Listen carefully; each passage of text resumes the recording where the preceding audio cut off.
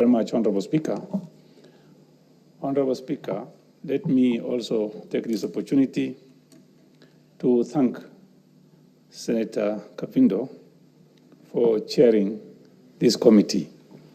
And she passionately followed this matter up. And sometimes she even feels like she wants to cry. I'm in that committee also. And when the victims came before us, when they narrated to us what they went through, I think all members who were there cried because it was not something that you can stomach. Honorable Speaker, August 7th, 1998, I was in Addis Ababa on a business trip. I left my hotel room at around very early morning, around 7 o'clock. When I came back to the hotel at 1 o'clock, I switched on the television. The first thing I saw is bombing in Nairobi. And so many people died. Honorable Speaker, 212 Kenyans died that same day. And 4,000 others were injured, maimed, and suffering that cannot be even narrated by ordinary people, unless you've gone through what they went through. Honorable Speaker, our Article 26 of our Constitution is very clear. Every person has a right to life. Whether you are an American, a Kenyan, whoever you are in this country, you have the right to life. Honorable Speaker, the issue of American bombing, what they normally say in America, when other people die, they say it's a collateral damage. Lives are being called collateral damage. Honorable Speaker, the issue that happened that day, it is not something Americans didn't know. They had enough intelligence, knowing very well that there would be something that is going to happen soon, and to the embassy. They didn't want to care because, yes, they've lost about 56 contractors and American employees, American government employees. Honorable Speaker, this issue of calling people, human beings, collateral damage must stop. And why are we asking for compensation? The reason is very simple, Honorable Speaker. American embassy is like American country by itself. When they attacked the embassy, they attacked Americans. And they didn't care how many other Kenyans would die. And Honorable Speaker, there is a program from Sudan that money that was set aside to compensate victims of the bombing blast in both Tanzania and Kenya. Honorable Speaker, some people were compensated, but Kenyans were not compensated. Honorable Speaker, when we sat in that committee, we came to know that those who have died, we are sorry about it, but those who didn't die, they got injuries that are completely unrepairable. These people suffered, humiliated, and they lost their jobs.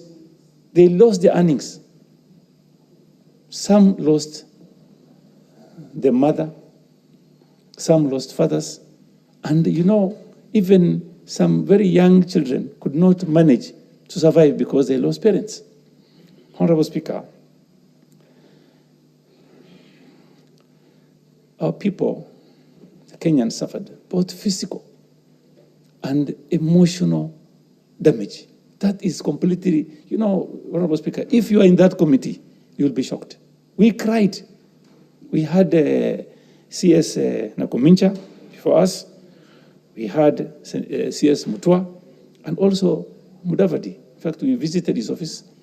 And when CS Nakumincha was there, those people narrated the story, what they went through, and the suffering they went through. Mr. Speaker, I'll tell you, some people came in crutches, even up to today. They are walking without, not compensated for all those years. Honorable Speaker, I know our President is going to travel to Sudan next week, and I will urge him, on behalf of this House, to tell the Americans that we are not collateral damage. We are human beings like the Americans who are working for that government. And the contractors who are working for the government, they were compensated in terms of billions of shillings, Honorable Speaker. If we are going to host Americans here, and then we suffer because we host them, who will take responsibility? It is the government of the United States of America. Honorable Speaker,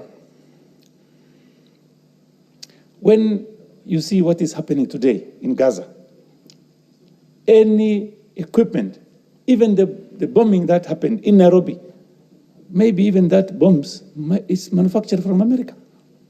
Look at what is happening in Gaza today. One missile is costing millions of shillings. If they set aside even 10 missiles, can compensate the Kenyans completely. Everybody will be paid. Who was working for a bank lost her job because she was disabled. 10 minutes before or seconds before, she was an able person working for a bank. And up to today, she has no earnings and she has suffered heavily. Honorable Speaker, I want to, if possible, if the President goes there, he needs to tell the Americans that that was not our war. That is American war, Honorable Speaker. And we are suffering because of this war. Honorable Speaker, even up to today, we are still losing people to Al-Shabaab. Why are we losing people to Al-Shabaab? We have no quarrel with anybody in Somalia. We have no quarrel with any Muslim organization. The problem is there is an issue between the Americans and the Muslim community. The issue is between a certain Muslim community, not everybody. But who is suffering? We've lost soldiers, even in Marsabit, who are in Somalia.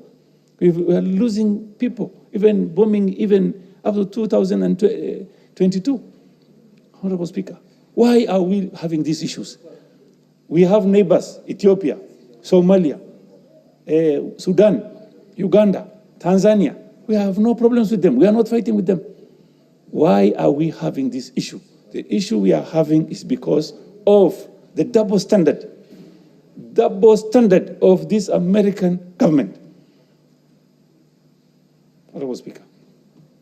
And if they stop using the double standard, you will see them funding countries to fight each other. They brought a problem between Iraq and Iran. Honorable Speaker, we are not begging them.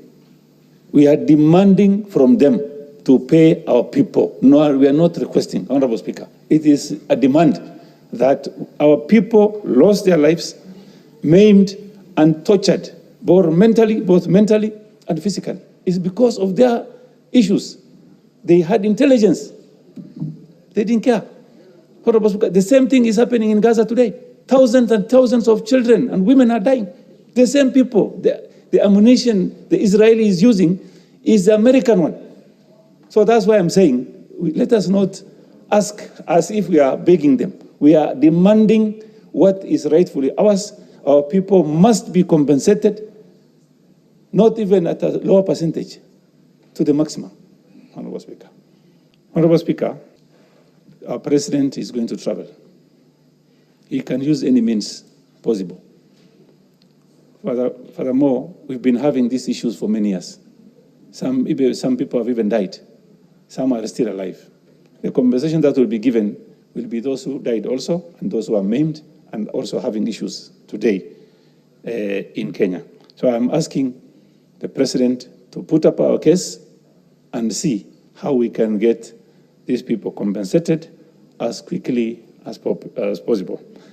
In conclusion, I beg to support this motion, this report, and I want also to thank once again Senator Kavindu for very good job she has done. Asante sana. Thank you very much.